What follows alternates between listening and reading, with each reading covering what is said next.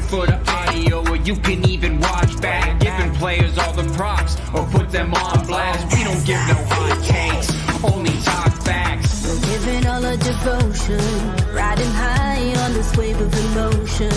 Going all out, yeah, cause this is our time.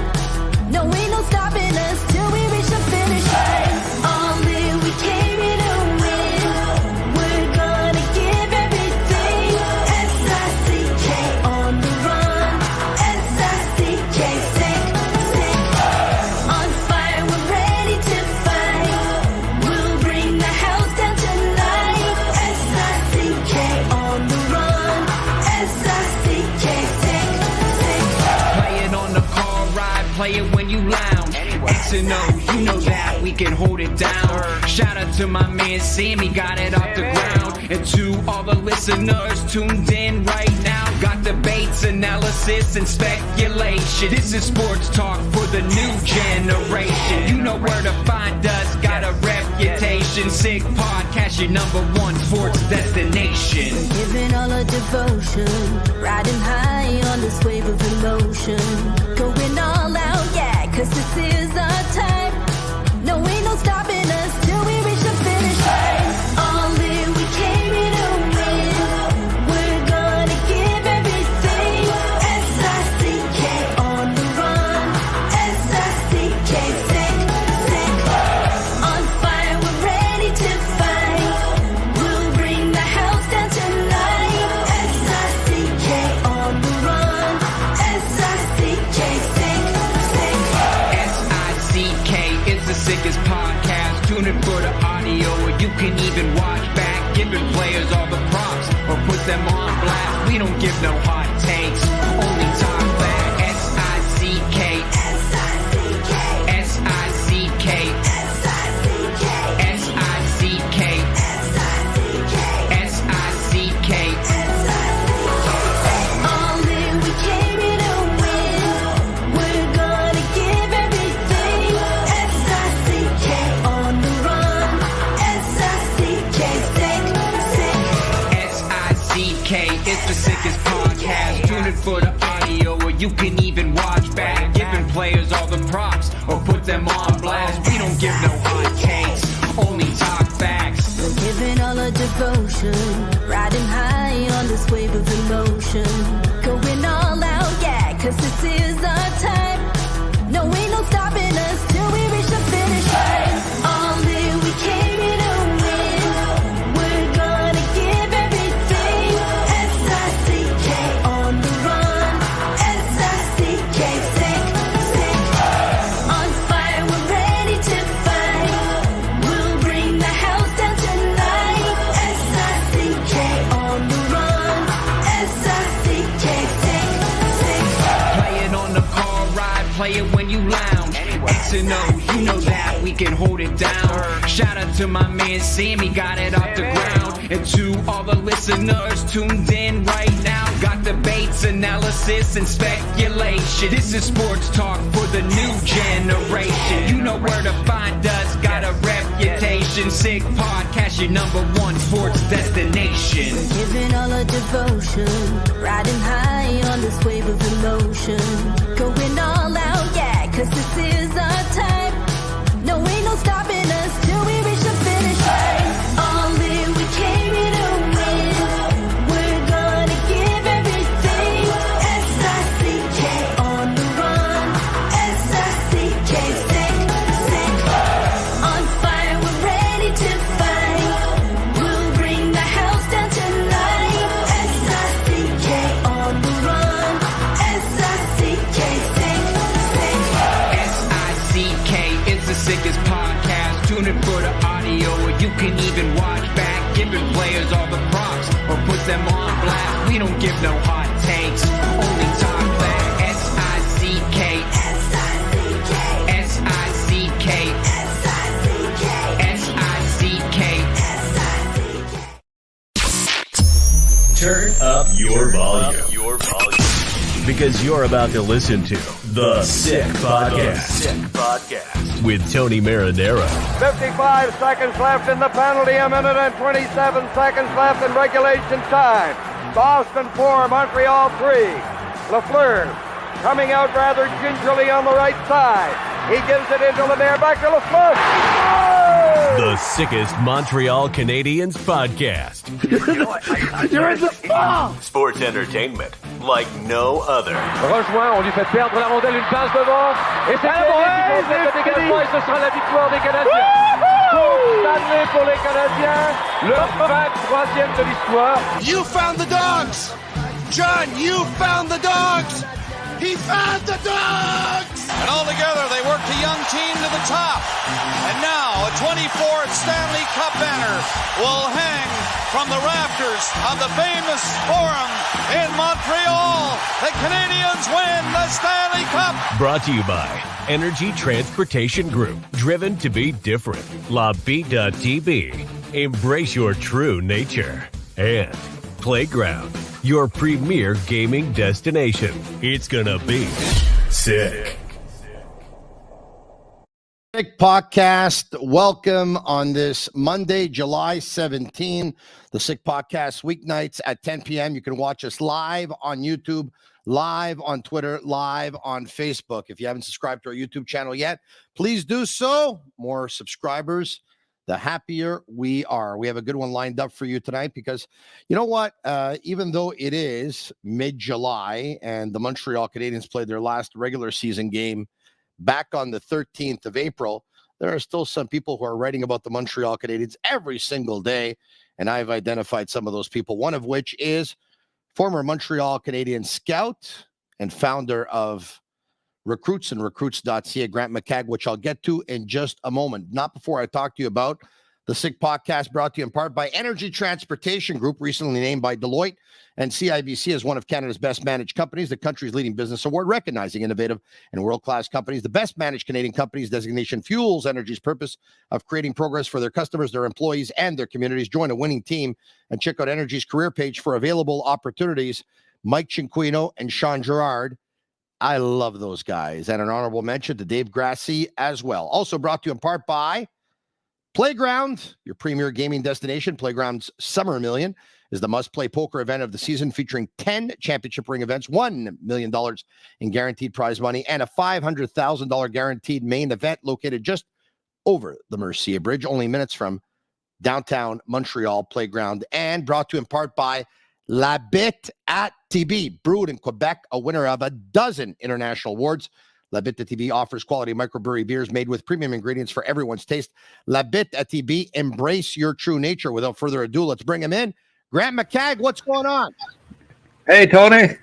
That's thinking about the Habs lineup. I just, it never ends when you're a Habs junkie there. You're always thinking about them, even in July. So I guess you just answered that question, but would you consider yourself a Habs junkie? Yeah. I think so. Yeah. Hockey junkie, anyway. Just can't wait for the under 18s to get going in a couple of weeks. Starts on July 31st, the Hlinka Gretzky. So yeah. So I get about, I don't know, a month break maybe, but I don't know. I'm missing hockey already. I guess that makes me a junkie. Now, the Hlinka Gretzky is there going to be the same amount of teams there as there usually is? And what do we expect? Yeah, except for no Russia, obviously. They're still boycotted. So, but the other usual suspects, it's always a good tournament. And Canada sends, as you know, they send a better team than they do in the spring to the World Championships because there's no teams playing in the CHL playoffs. So you get to see the best Canadian team. Although I'm a little surprised, there's a kid in that I think might be a top 15 prospect for the draft, and he wasn't even picked for Canada's team, which kid out of Oshawa, Beckett Sinecki, 55 points last year, Tony, as an OHL rookie, 6'2" winger. Like NHL scouts love him, and he didn't even get picked for the team. And I don't know. I was asking the scout today if he was injured. He said, no, I don't understand at all why he didn't get picked. But they aren't even having a camp this year. So he couldn't even go to camp and win a spot, which is a little odd. But as always, they'll have a great team and probably will be the prohibitive favorites. Grant, this wasn't part of the plan tonight, but I don't think I've had a chance to talk to you about it yet. So correct me if I'm wrong, because maybe we did, and it's just old age kicking in. I forgot, but the Alex Galchenyuk situation, obviously, the reports have surfaced. The Athletic and Katie Strang got themselves on the police report out of Arizona, where he basically threatened a police officer, among other things. And Alex spent the night in jail before being released the next day, and obviously was released by the Arizona Coyotes. And we're going to see what's going to happen now with the NHL Players Association, who likely is going to try to contest it so that, Alex can probably get paid. But what a just, I've qualified it as sad on several occasions on Twitter, and a lot of people have got back to me and saying, Tony, it's not sad because he did it to himself. I still think it's sad, Grant, whether you do it to yourself or whether, it happens to you in another way, shape, or form. Obviously, Alex has been battling demons now for several years. Those demons could probably be 1, 2, 3, 4 different demons. And, if it's addiction, which, I think it's safe to say that there is some addiction issues, that it is what it is, right? Which is, it's addiction, and you get addicted, and it's stronger than you at times. And, people could be out there on social media saying, I don't feel sorry for him or this or that. Well, I think it's a sad situation, because addiction sometimes is too strong for some people. And obviously that's why there's a bunch of centers to get people help, to try and reverse things, to try and detox them. But sometimes it works. Sometimes it takes several attempts. Sometimes it's something you battle, or probably is something that you always end up battling for the rest of your life. But what a very sad situation, Grant. What a very sad situation. No, it's exactly what it is. And, I know a lot of people. I've battled, I've had some issues myself in my many years on the planet where maybe drank a little too much, and, I shut it down. I didn't drink for 5 years. I quit altogether for 5 years, about a decade ago. It was, I was having issues with it. So I can relate to a certain degree. I mean, I didn't do anything like that, but that doesn't make it any different. The fact is that he has some issues with, safe to say, alcohol anyways. And I felt sorry for him. I don't like, when I heard what some of the things he said, obviously he was out. He must have been right out of it to be saying things like that.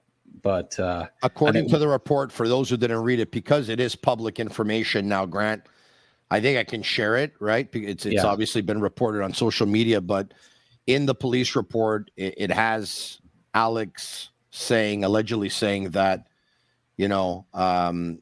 threatening the officer and then telling him, what, if I want one call and you're dead. Yeah. I realized early on, I always liked Alex. I had a good relationship with Alex and his family, who was very present. I had a good relationship with them. I always liked them. But I can tell early on, there's certain things that I saw and I read into that I can tell that Alex was troubled early on in his career. I could tell that, it wasn't going to be easy for him. Yeah. Yeah. You could even just his body language at times, he didn't seem to be very receptive to coaching. Like, it seemed like whenever they pan over to him on the bench and they'd show him the coach trying to tell him something, and he never, you'd never see him nodding his head and just like what kids usually do, right? I mean, the coach knows better than you, right? But he was coached by his dad a lot. And I think that was part of the problem too, that his dad was too overbearing, and we've seen it with athletes in other sports too, where the fathers may be a little too hands-on, and obviously wants the best for him, but doesn't necessarily do the best for him. Where Alex seemed to listen to his dad, who was who had coached too, right? And wouldn't necessarily listen to his NHL coach, and that his dad wasn't coaching him, so it led to conflict, and who knows the whole background on why he was always troubled, but I saw that too, and it's really a shame, because he scored 30 goals at a pretty young age, right? Yeah. What was he, like 21, 22, something like that? Like, there was a lot of promise there. And he just kind of regressed from there. And I'm sure addiction issues probably had something to do with it. So he and Max Pacioretty, I believe, both had a season where they both were tied for 30 goals, if memory serves me well, to share the goal lead on the Canadiens. I could be wrong, but I'll look it up right now. Not that it really makes a difference there, but just because we're talking so that we can actually confirm it. I'm pretty sure that Galchenyuk and Pacioretty had 30 goals in the same season. 2015, 2016, Pacioretty and Galchenyuk had 30 goals. The player who had the next most goals on the Canadiens was Brendan Gallagher, who had 19 goals that year in 53 games. Both Galchenyuk and Pacioretty had 30 goals in 82 games. So, yeah. So he was 22? He was 21 years old. He was 21. Yeah, 21, and Pacioretty was 26. And what's the highest goal total he had after that, Tony? After the 13, the highest goal total he had was 19. After 30? After 30, so he had 17. He had 17 and 61 games the following year, still pretty good. And then after that, he had 19 and 82, 19 and 72. Then he had 8 goals in 59 games with Pittsburgh and Minnesota combined. And then he had, between Ottawa and Toronto combined, he had 5 goals. Yeah. And then he had a 6-goal season for Arizona. And last year with the Colorado Avalanche, in 11 games, he had 0 goals, 0 assists, 0 points, 4 penalty minutes, and -8. Well, how many players in NHL history scored 30 goals at 21 and then never hit 20 again after that? It's not very common. It was all downhill from there. Huh? You can imagine that it really, after Arizona, starting with Pittsburgh, it was really all downhill from there, man. It was not good. It's a shame. You know what? So I'm trying to remember now. It was the Montreal Canadiens golf tournament. And it was on a Monday. And on a Sunday, there was an event. I don't remember where. This is going back many, many years. I don't remember where, but there was an event, and Galchenyuk was supposed to be there because he was supposed to show up, shake hands, and sign some autographs. And Galchenyuk wasn't there. And on the Monday morning, or maybe it was a Tuesday, and now it's the Monday, and the Monday, the day before. Anyway, long story short, sports radio shows were talking about him. TV shows were talking about him. It was in the papers. It was on social media. It was on Twitter. He was a subject of a lot of criticism because he was MIA on that Sunday. He hadn't showed up.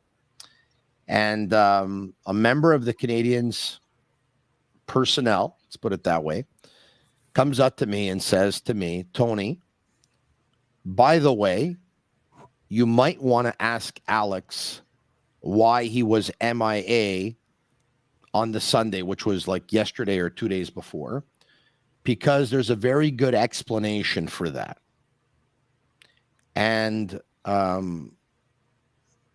said, oh, yeah. And that person said, yeah, because Alex had to go to the dentist and he had a root canal or something, or his mouth was swollen, and that's why he couldn't talk, and he was bleeding and stuff like that. And I said, okay. And Alex really didn't like that person came over and tried to explain to me what happened. And he just put his head down and he was repeating everything that person had told me in a very annoyed tone, like it bothered him. He really wasn't having a good day. He probably didn't think that he had to justify his absence from wherever he was supposed to be on the Sunday. And he was just extremely disturbed by it. And in all my years of having the privilege to cover sports and cover these tremendous athletes, I had never really talked to somebody who felt that upset, that annoyed, that frustrated. And he was rattled by it. And it's part of the job, right? I mean, we're looking out for his best interest, but he was just very annoyed. And do you think the story was made up and that's why he was annoyed? No. I don't think the story was made up at all. It's just Alex didn't like the fact that he had to justify it. He doesn't like the fact that, I don't know. He was very rattled. Yeah. Anyway, so listen, we wish him all the best. Things are, life's more important than hockey, obviously. And we just wish that Alex can find peace within himself. And he's like 30 years old. Like he's got, a third of his life, hopefully 2/3 of his life left. So get it on the right path there. Cause there's a lot of pathway left. There's a lot of roadway left, Yeah. Listen, there's two things that I do want to talk to you about. One is the Canadiens lines. And the reason why I bring them up, and I know I'm bringing them up in the middle of July, is because of an exercise that you did regarding Alex Newhook. And so start with that. Start with the exercise that you did on Alex Newhook. And then once we talk about that exercise, then I think we'll have a better idea of where you see Newhook in the lineup. And maybe once I know where you see Newhook in the lineup, then maybe all the other pieces can fall into place here. So what did you do with Newhook? You did a scouting exercise? Is that it? You were well, I went back and looked at his last game with the Avalanche, which was Game 7 against Seattle. Pretty important game, right? Yeah. And I looked. First of all, I got on Instat and looked at his time on ice in that series. Grant, I know what it is because they use it in different sports. I'm sorry to have cut you off, but maybe for the benefit of everyone watching, you want to explain what Instat is exactly? Yeah, sure. Yeah, I guess you use it for soccer, right? Yes, I do. It's for scouts. Go ahead. It's got stats and video of every shift, of every player, both pro, junior, college, everything. So you want to look at a prospect, you want to look at an AHL player, you just go on Instat and you can look at their every shift that they, as soon as they get on the ice, and I mean detailed stats as well. So I was I have a subscription to it. So how much does it cost for hockey? Because I'll tell you what it costs for soccer. Well, it could cost about anywhere between 2,500 to 3,500 euros for the year. Yeah. No, well, it varies. I did a bit of a contra deal with them where they're advertising on my site. Very smart. So they didn't charge me as much as very smart. They would a hockey team per se. You, my friend, are not only good looking, you're also a very, very smart man. Well, I wouldn't have it unless I worked out some kind of deal, because it is a little pricey. But there's another service in soccer too. I don't know if it exists in hockey, but in soccer there's also My Scout. So there's My Scout and there's Instat, and like you said, for My Scout and Instat though, it doesn't cover all the junior leagues. Like, you have to be playing in an academy environment. Okay. So, for example, if you're playing for the reserve team of an MLS team in an academy in an MLS Next Pro League, you have access to that.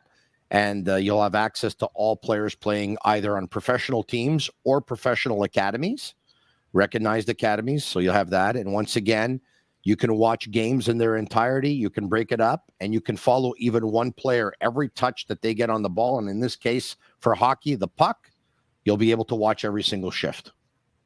Right. Yeah.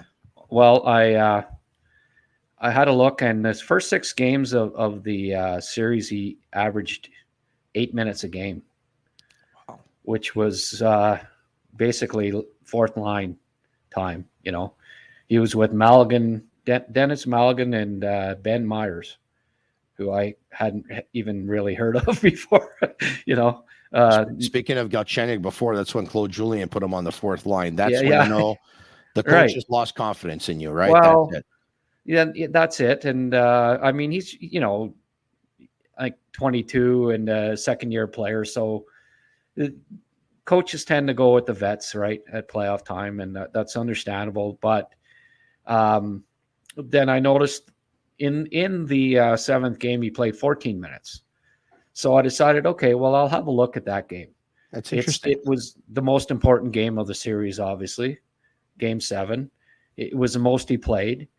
So I went through all of his shifts, and I broke them down and put them up in an article. And I put in, you know, notes. What I highlight him when he's done something, and then at the end of it, I say a little spiel on it. And he was probably Colorado's most dangerous forward in the first period of the Game 7. Seattle scored twice in the second period to go up 2-0 and held on and won 2-1. It was in Colorado. But in that first period, if Colorado could have scored the first goal at home, you know, got the crowd into it, they probably would have won. And nobody had better chances than Newhook in that period. He was quite dangerous. And he, you know, his speed is going to really help the Canadiens. He's very good at circling back and being in the open option for the defenseman, which I think is such an important part. Canadiens, for a lot of years, they didn't support their defensemen that well. Newhook's very good at that. He also uses his speed to get back, I noticed, and retrieve pucks even before his defenseman. So gives them a break too from getting, you know, all those hits that you take on the forecheck, getting back and retrieving pucks and getting them out. He helps out on that as well. So I think Montreal's, especially the young defense core, is going to really welcome having Alex in the lineup, because he really supports the defenseman well. A shout out to Murphy Clinic, an aesthetic clinic specializing in medical aesthetic care. They offer permanent laser hair removal as well as a wide range of treatments for skin problems such as acne, rosacea, fine lines, and more. They currently have 2 clinics, one located in Montreal, Shop Angus, and the second on the North Shore in Terrebonne. They're also opening soon in Quebec City. Visit murphyclinic.ca or on Instagram at Murphy Clinic. A special hello to the lovely Pamela from Murphy Clinic. All right, Grant, you talk about his speed, and I'm wondering, because of course we know that an entry plan for most teams in the National Hockey League anyway on the power play is always have a, let's say, usually a forward hang back, and they drop it back to the forward who will gain, you know, go through the neutral zone with some speed and gain entry into the offensive zone. And at that point, they usually stop, pivot, turn around, set up the power play. I'm wondering if Newhook could be that guy. We know that Scott Gomez back in the day once used to pick up the puck behind the Canadiens net and he used to take off, right? But can Newhook be that guy on the power play, Scott? Could Newhook be that guy, Grant, pardon me, I don't know where Scott came from, who carries the puck? Yeah, you're looking at Scott. No. Can Newhook, it was Scott Gomez, right? So that's where okay. But can Newhook be that guy to carry the puck into the offensive zone on the power play? That's a good observation, Tony. Yeah, I think he can be. I think Drouin was sort of, you know, to a certain extent before, right? And he can replace Drouin in that regard, I do believe. Yeah, he certainly got the speed. I also think he's really good at he uses that speed to get open, and also he might also be the guy that, instead of it being so predictable that you always send it back, which kind of drives me a little crazy, to be honest with you. I don't think you need to do that all the time, because then it becomes too predictable. He can be a guy that you can maybe get breaking into the zone as well. So when the defenseman's bringing it up into the start of the neutral zone, and he can hit Newhook on the fly, as opposed to always, him maybe circling back and being the guy that carries it up, because he's got that breakaway speed. And in that first period of that game, he got a partial breakaway using that speed where he got, like Cornway used to get. That'd be a little before your time, Tony. I know. Yeah. But Cornway used to, he'd get the puck at the opponent's blue line and just blow past. And it reminded me a bit of what Cornway used to do with his speed. Okay, so you're right. It was before my time, but I'll talk to you about during my time now. And please don't put this up on message boards, because I'm not comparing the great Yvan Cornway to our very own Paul Byron. But Paul Byron got himself a couple of breakaways over the past couple of years when he was healthy because of his speed. Coaches usually like to distribute ice time and not give their players both special teams so that they don't wear down, right? If you're on the power play, you're not on the penalty kill. Now, Connor McDavid can play both. I get it.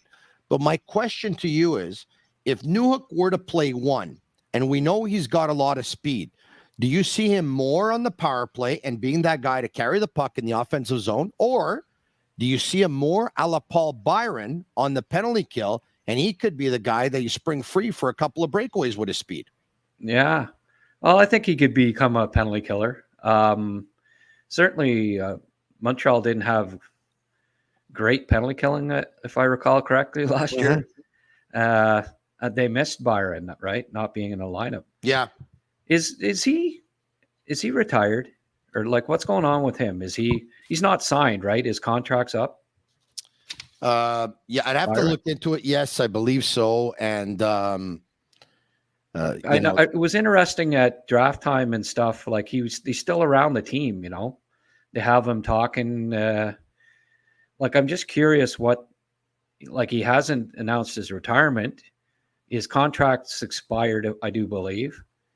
He hasn't signed anywhere else. They haven't said whether he's healthy or not. I'm curious whether he's, is he going to be at Montreal's camp or another camp, or is he retiring? Or he was in the final year of a 4-year deal, which he had signed at $3.4 million.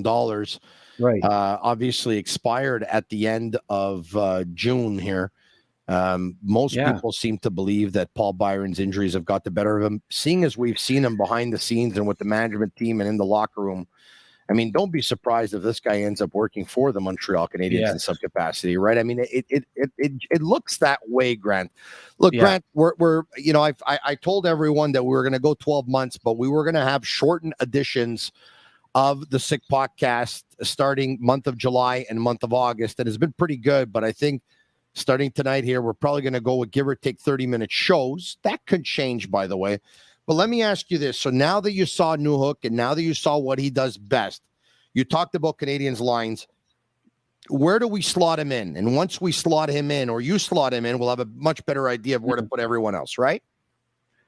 Well, I think it could be anywhere from the first line to the third line. That's wow. So you want to give me different scenarios then?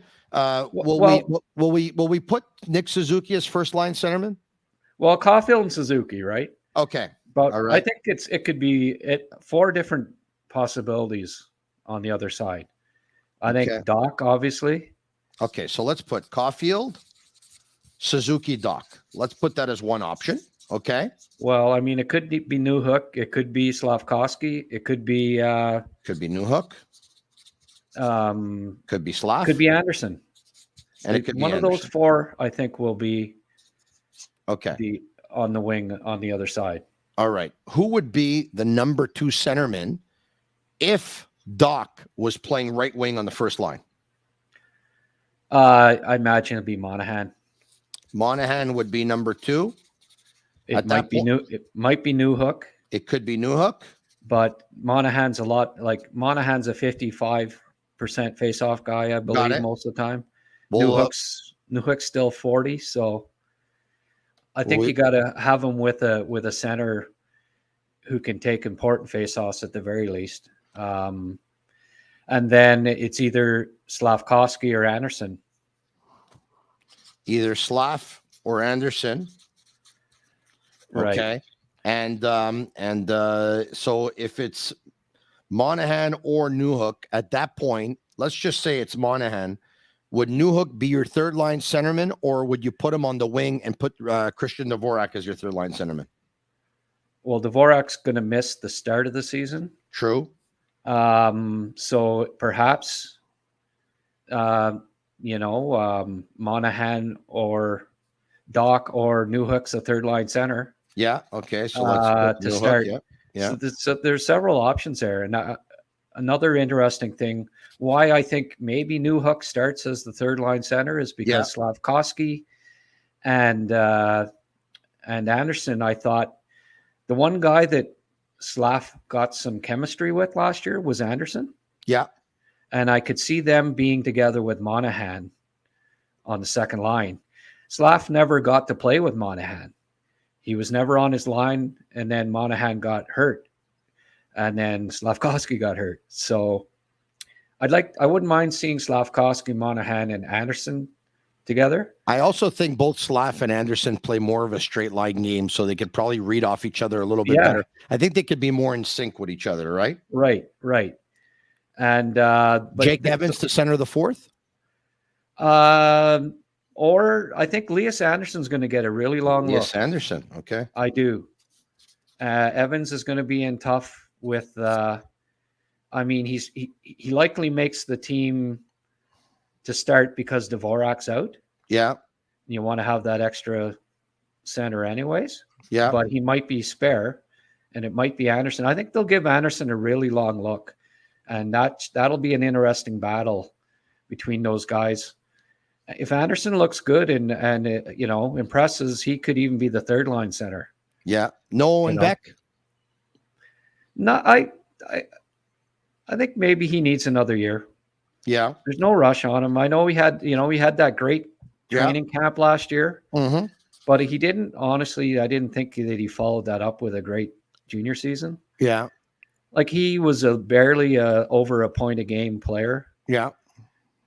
I think he's got you want him to have a dominant junior season. And the other wingers, of course, are Hoffman and Gallagher and Armia. And how about Yessi and Pizzetta? And how about Yessi Lonen? Well, don't forget our HP. And Raphael Harvey Pinard, obviously. Yes. And there's also Pitlick. I guess we're saying there's too many forwards on this team right now, Grant. Is that what we're saying? Well, I guess that's why I'm saying that I don't think Hoffman's got a spot in the top 9. But I hear you, bud. There's some really, I think there's some decent depth there, and that's without Dvorak even starting the season. So, I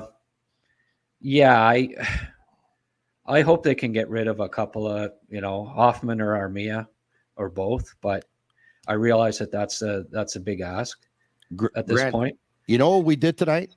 We got a lot of people on YouTube Live and Facebook Live and Twitter Live now talking, commenting, debating, and we've opened up a huge debate. And I bet you all these clips are going to be on social media tomorrow, and everyone's going to be talking about, you know what? Come to think of it, he can play this line, that line, this line, that line. This guy could be here, this guy could be there. So you know what? Our job is done for tonight. So awesome stuff, man. I have to say though, like what I really liked about Marty St. Louis last year too was he mixed the lines up all during camp. And with the previous coaching staff, Claude in particular, he had lines decided before camp even started. And they'd stay together throughout camp. There was no changes. It was decided before they ever dropped the puck. And I think Marty rewards merit a lot more. Who's the best in camp? He's going to try different guys. He's not just going to say, okay, it's Doc on that wing, and we're going to keep those three together, and we're not going to try anything else. I think the guys that play the best in camp will get the top six opportunity. And it wasn't always the case before. And I think that's such a breath of fresh air and something to look forward to. And it also makes our job more intriguing, because then you don't know what the lines are going to be at the start of the year. And we didn't even get to the defense yet, Grant, but you know what? It's going to be another topic for another day. And that's why I'm saving it, so we can get you on again. Okay. Grant McCagg of Recruits and Recruits.ca. Thanks, man. We'll talk to you soon. All right, there you have it. A couple of shout-outs I want to give. One is to Charlie Cabrera and Sam Chan over at Optimal Stretch Clinic. And they specialize in fascial stretch therapy, acupuncture, cupping, a deep tissue sports massage that I had the other day, courtesy of Sasha. They're at 4710 St. Ambroise. I absolutely love that place. I want to bring up a picture of a soccer team, a U16 girls team with AS Laval. We don't have the picture. Darn. Okay. Well, I thought I had the picture, but I don't. But Robert Zariello is a Facebook friend of mine, and he informed me that the U16 girls AS Laval team is going to be playing in the Gothia Cup in Sweden. And tonight was actually the opening ceremonies in front of tens of thousands of people. And they were selected, of course, to represent our city, our province, maybe even our country. And so wishing them all the best. I'm sure that's going to be an experience of a lifetime. I want to talk to you about my buddy Freeway Frank of the Real Drive-By podcast. And I want to let you know that I sat down with him for 2 hours, and that podcast releases at midnight, and you'll have a chance to listen to it, and you'll have a chance to watch it. And so on that note, I want to thank you all for watching the Sick Podcast. I'm Tony Marinaro. If you liked it, like it, share it with your friends, comment Sick, S-I-C-K, S-I-C-K, S-I-C-K. And if you're going to listen to us on Google, Apple, or Spotify, leave us a 5-star review. It's our way of feeling the love. For Shane Gaumont and Master Control, we'll talk to you again tomorrow night. I'm Marinaro. And that's a wrap. Hope you don't miss us too much until next time.